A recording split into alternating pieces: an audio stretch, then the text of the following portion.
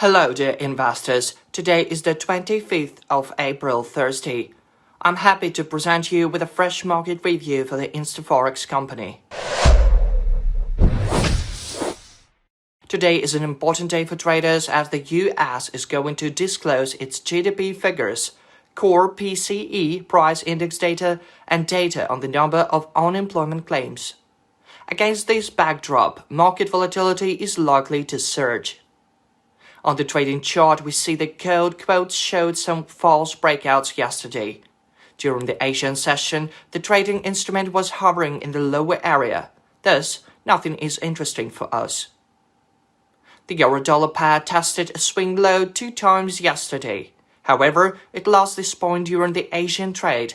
In general, the pair is gaining in value. However, if the GDP and unemployment claims figures turn out to be positive, the euro-dollar will decline. It's better to place stop orders. At present, there are no swing highs.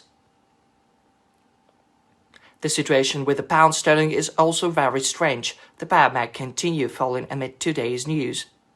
The Australian dollar started rising. There was an idea to buy it amid a bounce to a swing low. The dollar-yen pair is moving freely. The Bank of Japan has done nothing today. The monetary authorities are likely to wait for the data from the United States to take effective measures. This is all for today. See you online next time.